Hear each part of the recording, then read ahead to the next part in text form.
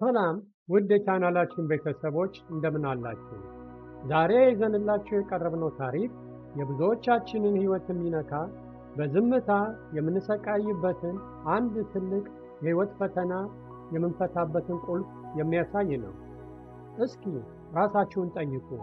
ስንቶቻችሁ ናችሁ ጓደኞቻችሁ፣ አብሯችሁ የተማሩ ሰዎች ወይንም የሶሻል ሚዲያ የምታዩዋቸው ሰዎች ጥለዋችሁ እንደሄዱ አስባችሁ በውስጣችሁ ያዘናችሁ? ታላቁ ጸሐፊ ቴዎዶር ሩዝቬልት ራስን ከሌሎች ጋር ማወዳደር የደስታ ሌባ ነው ይላል። ዛሬ የምነግራችሁ ታሪክ ይህንኑ እውነት በሚገባ የሚያሳይ ነው። ይህ የ17 ዓመት ወጣት የአቤል ታሪክ ነው። ነገር ግን በጥልቀት ካዳመጣችሁት የእናንተም ታሪክ ነው። በአንድ እጅግ ውብና አረንጓዴ ተፈጥሮ በከበባት መንደር ውስጥ አቤል የተባለ የ17 ዓመት ወጣት ይኖር ነበር። አቤል በተፈጥሮ ዝምተኛ ነበር። ነገር ግን አፉ ዝም ቢልም አእምሮው ግን የሐሳብ ጦር ሜዳ ነበር። በየቀኑ አእምሮው ውስጥ የሚያሰሙት ድምፆች የጦርነት ያህል ከባድ ነበሩ። አቤል የራሱን ሕይወት በዙሪያው ካሉ ወጣቶች ጋር ሳያቋርጥ ያወዳድር ነበር። እከሌ ከኔ ይልቅ ጠንካራ ነው፣ እከሌ ከኔ ይልቅ ፈጣን ነው፣ እከሌ ደግሞ ትምህርት በደንብ ይገባዋል እያለ ራሱን ይወቅሳል። ይህ የየዕለቱ ንጽጽር በአቤል ልብ ውስጥ አንድ አስፈሪ ስሜት ፈጠረ። እኔ ከምንም የማልቆጠር ደካማና ዋጋ የሌለኝ ሰው ነኝ የሚል ስሜት አደረበት። በየቀኑ ጠዋት ከእንቅልፉ ሲነቃ ፀሐይቷን በደስታ ከመቀበል ይልቅ ዛሬ ደግሞ ምን እንደሚጎድለው ማሰብ ይጀምራል። ከሱ ውጪ ዓለም በሙሉ በፍጥነት ወደፊት እየገሰገሰች እንደሆነ ይሰማው ነበር። ለምንድን ነው ሁሉ ሰው በሁሉም ነገር ከኔ የሚበልጠው? ይህ ጥያቄ የአቤል የየቀኑ የራስ ምታት ነበረች። ወደ ትምህርት ቤት በሚሄድበት ጊዜ እንኳን አቤል በትከሻው ላይ የከበደ የጭንቀት ኮት ደርቦ ነበር የሚጓዘው። በክፍል ውስጥ ሌሎች ተማሪዎች በልበ ሙሉነት እጃቸውን አውጥተው ሲመልሱ፣ ሲሳሳቱም ሳይፈሩ ሲስቁ ይመለከታል። ለሱ ሕይወት ቀላል እንደሆነች ያስባል። በሱ ልበ ሙሉነት ፊት የሱ ማንነት የበለጠ የሟሟ ሲጠፋ ይታወቀዋል። አንድ ጊዜ አቤል የመምህራኑን ጥያቄ መልስ በሚገባ ያውቀዋል። ነገር ግን ብሳሳት፣ ሌሎች ቢስቁብኝ፣ ሞኝ ብባል የሚለው ፍርሃት ጉሮሮውን አንቆ ይይዘዋል። ሰዎች የእሱን ስህተት ለማየት ብቻ የተዘጋጁ ይመስል በውስጡ ይሸማቀቃል። በዚህ ፍርሃት ምክንያት አቤል ቀስ በቀስ መሞከሩን ሙሉ በሙሉ አቆመ። ውድቀትን ከመፍራቱ የተነሳ ውድድር ውስጥ መግባቱን ተወ። አንድ ቀን የሂሳብ መምህሩ እጅግ ፈታኝ የሆነ ጥያቄ ሰሌዳው ላይ ጻፉ። ተማሪዎች ሁሉ ደብተራቸውን አውጥተው ለመስራት መታገል ጀመሩ። አብዛኛዎቹ ተማሪዎች ጥያቄው ከብዷቸው እርሳሳቸውን ሲያላምጡ፣ አቤል ግን ጥያቄውን ለማንበብ እንኳን አልሞከረም። ሌሎች ጎበዝ የሚባሉ ተማሪዎች ካልቻሉት እሱ እንዴት ሊችለው እንደሚችል አሰበ። ስለዚህ ደብተሩን በዝምታ ዘጋው። መሞከር እንኳን ለሱ ትርጉም አልባ ሆኖበት ነበር። ከክፍል ሲወጣ አቤል ጸጥ ባለ ዛፍ ስር ብቻውን ተቀመጠ። የክፍሉ ልጆች እየተንጫጩ ስለ ወደፊት ሕልማቸው መሐንዲስ፣ ዶክተር ወይንም ታላቅ ነጋዴ ስለመሆን ሲያወሩ ይሰማል። እሱ ግን እኔ መቼም ቢሆን እንደነሱ ትርጉም ያለው ነገር ላይ አልደርስም ብሎ በልቡ ደመደመ። አቤል አላወቀም እንጂ የሌሎች ሰዎች የውጭ ገጽታ ማለትም ስኬታቸውን ብቻ እያየ የራሱን የውስጥ ትግል ይረግም ነበር። ሰዎች በስተጀርባ የሚያደርጉትን እንቅልፍ አልባ ጥረት አያይም ነበር። ከዕለታት አንድ ቀን ሁልጊዜ አቤልን በዝምታ ሲታዘቡት የነበሩ አንድ አስተዋይ መምህር ወደ ክፍል ገቡ። ፊታቸው ላይ የተረጋጋ ግን ጥልቅ የሆነ ቁም ነገር ይነበባል። በክፍሉ ውስጥ ላሉ ተማሪዎች ሁሉ ያልተጠበቀ ፈተና አቀረቡ። እያንዳንዱ ተማሪ ባለፉት ሳምንታት ውስጥ በራሱ ሕይወት ላይ ያመጣውን አንድ ትንሽ የግል መሻሻል የሚያሳይ ፕሮጀክት ይዞ እንዲቀርብ እፈልጋለሁ አሉ። በመቀጠልም በዚህ ክፍል ውስጥ እኔ የምፈልገው ማን ተፈጥሯዊ ችሎታ እንዳለው ማየት አይደለም፣ እኔ ማየት የምፈልገው ጥረት እና እድገትን ነው ብለው አስረዱ። ይህ ዜና ለሌሎች ተማሪዎች አስደሳች ሲሆን፣ ለአቤል ግን ሌላ የጭንቀት ቋጠሮ ነበር። ገና ምንም ሳይጀምር አእምሮው የሌሎችን ድንቅ ሥራና የራሱን ዕውቀት ስሎ አሳየው። መምህሩ የአቤልን የተደናገጠና ተስፋ የቆረጠ ፊት ከርቀት አስተዋሉ። ትምህርት እንዳለቀ አቤልን ለብቻው ወደ ቢሮአቸው ጠሩ። ልጄ አቤል አሉ መምህሩ በሎሳስ ድምፅ፣ ሁልጊዜ ዓይኖች ውስጥ ፍርሃትና ራስን መጠራጠር አያለው። ለምንድን ነው ሁልጊዜ የምትሸሸው? አቤል አንገቱን ደፍቶ ያወቀውን እውነት ቀስ ብሎ መናገር ጀመረ። ራሱን ከሌሎች ጋር እንደሚያወዳድር፣ ሁሉ ሰው ከሱ እንደሚበልጥና መሞከር ትርጉም እንደሌለው በሚንቀጠቀጥ ድምፅ አስረዳ። መምህሩ አቤልን ሳያቋርጡ እንደ አባት በጥልቅ በርህራሄ አዳመጡ። ከዚያም መምህሩ ወደ አቤል ጠጋ ብለው የሕይወት አቅጣጫ የሚቀይር ቃል ተነፈሱ። አቤል፣ ንጽጽር ማወዳደር ለሚያደርግ አእምሮ እንደ ገዳይ መርዝ ነው። የሌላ ሰው ምዕራፍ 20 ከራስህ ምዕራፍ 1 ጋር እያወዳደርክ ነው። አንተ የምትኖረው የሌሎችን ሩጫ አይደለም። የእነሱ መንገድ የተለየ ነው፣ ያንተም መንገድ የተለየ ነው። መምህሩ ቀጠሉ። ከዛሬ ጀምሮ ላንተ አንድ ሕግ አወጣልሃለሁ። ውድድር ከጓደኞች ጋር አይደለም። ብቸኛው ውድድር ከትላንትናው ማንነት ጋር ብቻ ነው። ከሌሎች ጋር መታገልህን አቁምና ትላንት ከነበረው ደካማ ማንነት ጋር ታገል። ዛሬ ላይ ከትላንትናው አቤል በትንሹ እንኳን የተሻለ ለመሆን ሞክር። እነዚህ ቃላት በአቤል ልብ ውስጥ እንደ መብረቅ አበሩ። ለመጀመሪያ ጊዜ የተለየ እውነት ታየው። ስኬት ማለት ሌሎች ሰዎችን ማሸነፍ ሳይሆን የራስን ምርጥ ማንነት ማግኘት ነው የሚለው ሐሳብ አእምሮ ሰርስሮ ገባ። በዚያ ምሽት አቤል ወደ ቤቱ ሲመለስ በውስጡ አዲስ የሞራል ብርሃን ፈንጥቆ ነበር። ፕሮጀክቱን ለመስራትም ወሰነ።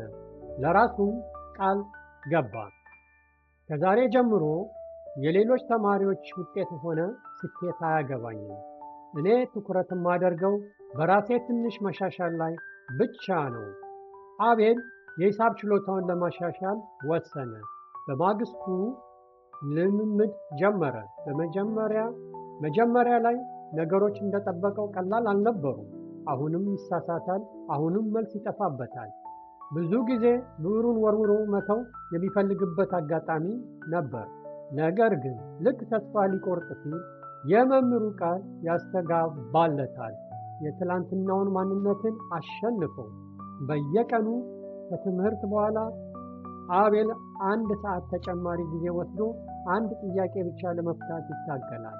አንዳንድ ጊዜ ያችን አንዲት ጥያቄ ለመስራት ሙሉ ሰዓት ይፈጅበታል። ነገር ግን ያችን ጥያቄ በትክክል ሲመልሳት በውስጡ የሚሰማው ሰላማዊ ደስታ ወደር አልነበረውም። ይህ ነው የ1% መሻሻል ሚስጥር። በየቀኑ 1% ብቻ ራስን ብታሻሽል በ1 ዓመት ውስጥ ከነበርከው ቦታ 37 ጊዜ የተሻልክ ሰው ትሆናለህ። አቤል ያደረገውም ይህንን ነው። ሳምንታት አለፉ። አቤል የሌሎችን ደብተር ማየቱን አቆመ። የራሱን እድገት የሚለካው ባለፈው ሳምንት ከነበረው የአቤል አቅም ጋር ብቻ ሆነ። ስህተት መስራት የውድቀት ምልክት ሳይሆን የመማርና የማደግ ሂደት እንደሆነ ተገነዘበ። ቀስ በቀስ አቤል በክፍል ውስጥ እጁን ማውጣት ጀመረ። መልሱ ቢሳሳት እንኳ የመሞከር ድፍረቱ በራሱ ትልቅ ድል ነበር። መምህሩ የአቤልን ለውጥ እያዩ በውስጣቸው ይደሰቱ ነበር። በመጨረሻም የፕሮጀክት ማቅረቢያው ቀን ደረሰ። ክፍሉ በጉጉት ተሞልቷል። አንዳንድ ተማሪዎች አስደናቂ የሳይንስ ፈጠራቸውን አቀረቡ። ሌሎች ደግሞ ግሩም የሥነ ጥበብ ሥራዎችን አሳዩ። አቤል ይህን ሁሉ ሲያይ የድሮ የፍርሃት ስሜት ላፍታ ብቅ ሲል ሞከረ። ነገር ግን በፍጥነት ራሱን አረጋጋ። እሱ የመጣው ሌሎችን ሊያሸንፍ ሳይሆን የራሱን ጉዞ ሊሞክር ነው። ተራው ሲደርስ አቤል በዝግታ ወደ ሰሌዳው ፊት ለፊት ወጣ። እጆቹ በትንሹ ይንቀጠቀጡ ነበር። ነገር ግን ድምፁን አጠንክሮ መናገር ጀመረ። ለክፍሉ ተማሪዎች ከጥቂት ሳምንታት በፊት ፈጽሞ ሊሰራው ያልቻለውን አንድ ከባድ ጥያቄ አሳያቸው። ከዚያም ባለፉት ሳምንታት እንዴት በየቀኑ ሲለማመድ እንደነበር፣ ስንት ጊዜ እንደተሳሳተና በመጨረሻም ያንን ጥያቄና መልስ ጥያቄዎችን እንደተሳሳተና በመጨረሻም ያንን ጥያቄና መሰል ጥያቄዎችን እንዴት በቀላሉና በልበ ሙሉነት መስራት እንደቻለ ደረጃ በደረጃ አብራራላቸው። አቤል የቆመው የተዋጣለት ሊቅ መስሎ አልነበረም። እሱ የቆመው ትላንት ደካማ ነበር፣ ዛሬ ግን በተሻለ ሞክሬያለሁ ለማለት ነበር። ለመጀመሪያ ጊዜ አቤል ራሱን ከማንም ጋር አላወዳደረም። የራሱን ትንሽ ግን እውነተኛ የድካም ፍሬ በኩራት አቀረበ። ንግግሩ ሲጨርስ ክፍሉ ጸጥ ረጭ አለ። ከዚያም መምህሩ ቀስ ብለው ከመቀመጫቸው ተነስተው ማጨብጨብ ጀመሩ። የክፍሉ ተማሪዎችን በማስከተል በታላቅ አድናቆት ሞቅ ያለ ጭብጨባ አበረከቱለት። አቤል እንዲህ ያለ ክብር ፈጽሞ ጠብቆ አያውቅም ነበር። መምህሩ ወደ ተማሪዎቹ ዞረው እንዲህ አሉ። ተማሪዎች፣ የዛሬው ትልቁ ትምህርታችን የአቤል ጉዞ ነው። እውነተኛ ስኬት የሚጀምረው ዓይናችሁን ከሌሎች ሰዎች ስኬት ላይ አንስታችሁ በራሳችሁ የእድገት መንገድ ላይ ስታደርጉ ነው። ሌሎች ምን እያደረጉ ነው ብላችሁ በጭፍን መወዳደር ስታቆሙ በራሳችሁ ውስጥ ያለውን ታላቅ አቅም ታገኛላችሁ። ማንም ሊነጥቃችሁ የማይችለው በራስ መተማመን የሚገኘው ራስን በየቀኑ ከማሻሻል ሂደት ውስጥ ብቻ ነው። ከዚያን ቀን በኋላ የአቤል ሕይወት ሙሉ በሙሉ ተቀየረ። አሁንም በክፍሉ ውስጥ አንደኛ ተማሪ አልነበረም። አሁንም የሚከብዱት ፈተናዎች ነበሩ። ነገር ግን አቤል የተለየ ሰው ሆኗል። ስኬታማ ሰዎች ሲያይ አይቀናም፣ አይሸማቀቅም። ይልቁንም ከነሱ ምን መማር እችላለሁ ብሎ ይጠይቃል። ዓመታት ነጎዱ። አቤል ያንን ከትላንትናው ማንነት የተሻልክ ሁን የሚለውን መርህ በሕይወቱ ሁሉ ተግባራዊ ያደረገው። ዩኒቨርሲቲም ገባ፣ ሥራ ያዘ። በሕይወቱ ትልቅ ፈተናዎችን በድፍረት ተወጣ። ንጽጽር ዳግመኛ አእምሮን ሊገዛው አልቻለም። አንድ ቀን ታላቅ ሰው ከሆነ በኋላ ወጣት ተማሪዎች ወደ አቤል መጥተው የሕይወቱን ምክር ጠየቁት። እነሱም ልክ እንደሱ ራሳቸውን ከሌሎች ጋር እያወዳደሩ ተስፋ የቆረጡ ነበሩ። አቤል በፈገግታ የራሱን የልጅነት ታሪክም አጫወታቸው። የዚያን አስተዋይ መምህር ቃል አስተጋባላቸው። ከሌሎች ስኬት ጋር ከመታገል በራሱ እድገት ላይ አተኩር። መንገድ የራስህ ብቻ ነው። ውድ አድማጮቻችን፣ ይህ ታሪክ ስለ አቤል ብቻ አይደለም። ይህ ታሪክ ስለ እኔ እና ስለ እናንተም ጭምር ነው። በአሁኑ ዘመን በተለይም በሶሻል ሚዲያ ዓለም ውስጥ የሰዎችን የተስተካከለና ያማረ ሕይወት ብቻ እያየን የራሳችንን እውነተኛ ሕይወት እንጠላለን። ማወዳደር ስኬቶቻችንን ትንሽ አድርገን እንድናይ፣ ውድቀታችንን ደግሞ አግዝፈን እንድንፈራ ያደርገናል። በውስጣችን ያለውን እምቅ አቅም በቁም ይቀብረዋል። ነገር ግን ዛሬ አሁን በዚህ ሰዓት አንድ ውሳኔ መወሰን ትችላላችሁ። ራስን ማወዳደር አቁሙ። የእናንተ የሕይወት ሰዓት ከሌሎች የተለየ ነው። አንዱ በ20 ዓመቱ ይሳካለታል፣ አንዳንዱ ደግሞ በ50 ዓመቱ ታላቅ ነገር ይሰራል። መንገድህ ልዩ ነው። የራሱ የሆነ ውበትና ትርጉም አለ። ከዛሬ ጀምሮ ትኩረታችሁን ወደ ውስጥ አድርጉ። ዛሬ ላይ ከትላንትናው ማንነቴ በምን ተሻለ? 1% እንኳን ቢሆን ራስን ለማሻሻል ስራ። ያ ትንሽ እድገት ነገ ትልቅ ተራራ ሆኖ ታገኘዋለህ። ወዳጆቼ፣ ከሌሎች ጋር መሮጣችሁን አቁሙና የራሳችሁን ምርጥ ማንነት ፍጠሩ። አቤል እንደቻለው እናንተም ትችላላችሁ። ይህ ትረካና መልእክት ጠቃሚ ሆኖ ካገኛችሁት ይህን ቪዲዮ ላይክ በማድረግ ቻናላችንን ደግፉ። እንዲሁም ልክ እንደ አቤል በዝምታ ለሚሰቃይ መነሳሳትና ተስፋ ለሚፈልግ አንድ ወዳጃችሁ ይህንን ቪዲዮ ሼር በማድረግ አጋሩ። ሀሳብ አስተያየታችሁንም ከታች ኮሜንት ላይ አስቀምጡልን። በሌላ አነቃቂና አስተማሪ ታሪክ እስከምንገናኝ ቸር እንሰንብት።